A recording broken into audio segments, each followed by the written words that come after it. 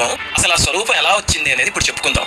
అమ్మవారు శుంభ నిశుంభుల మీదకి యుద్ధానికి వెళ్లారు కదా, అప్పుడు వాళ్ళిద్దరూ కలిసి చండముండాసురులని ఇద్దరు రాక్షసుల్ని పంపించారు. అమ్మవారు 18 బాహువులతో సింహవాహనం పైన కూర్చుని ఉండగా వీళ్ళిద్దరూ అమ్మవారి మీదకి పెద్ద సైన్యంతో వచ్చారు. అమ్మవారు ఒక్కరే ఉన్నారు.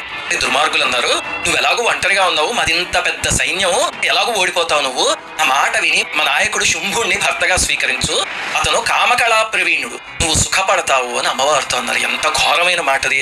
అంతే అమ్మవారికి పట్టలేని ఆగ్రహం వచ్చేసింది. శంకరాచార్యుల వారు సౌందర్యలహరిలో అంటారు, శివే శృంగారార్ద్ర తదితర జనే కుత్సనపర అని. అంటే శివుడు కాకుండా ఇంక ఎవరైనా అంటే అమ్మవారు అసలు ఆలోచననే భరించలేరా. అంతే ఆగ్రహంతో పెద్దగా గర్జించారు అమ్మవారు, దుర్మార్గులారా, పరమేశ్వరుణ్ణి విడిచి పాపాత్ముడిని పదిగా వరించాలరా, ఈ మాట అనడానికి మీకు ఎంత తెగింపురా, ఈ రోజు మీకు మూడింది అని శంఖాన్ని పూరించి వాళ్లపై కురికారు అమ్మవారు. వాళ్ళందరూ లక్షల సైన్యం ఒకేసారి అమ్మవారిని చుట్టుముట్టేశారు. ఇప్పుడు అమ్మవారు ఆగ్రహిస్తే ముఖం నల్లబడి ఆవిడ నుదుటి నుంచి ఒక స్త్రీమూర్తి ఆవిర్భవించింది. పులితోలు చీరగాను, గజచర్మం పైటగాను, మెడలో పుర్రెలమాల ధరించి భయంకరమైన స్వరూపంతో, విశాలమైన నోటితో, పొడుగాటి నాలుకతో, పర్వతమంత స్వరూపంతో, నల్లటి ఆకారంతో స్త్రీమూర్తి వచ్చింది.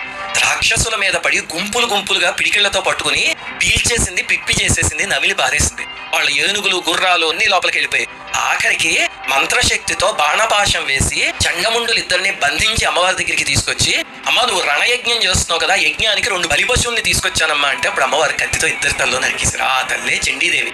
ఈ తల్లి గురించిన మంత్రాలనే చండీ సప్తశతి అని పిలుస్తారు. వాటితో చేసే హోమమే చండీ హోమం.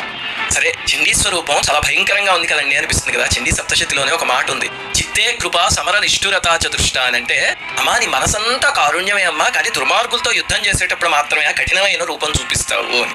ఇది అమ్మవారి గురించి తెలుసుకోవాల్సిన విషయం. అమ్మవారివి ఉగ్ర రూపాలు, వీళ్ళు ఉగ్రదేవతలు అని మనకున్న మిడిమిడి జ్ఞానంతో మన ఇష్టం వచ్చిన తీర్మానాలు చేయకూడదు. సాత్వికంగా ఆరాధిస్తే ఏ అమ్మవారి స్వరూపమైన మంది అమ్మలా కాపాడుతుంది. శ్రీమాత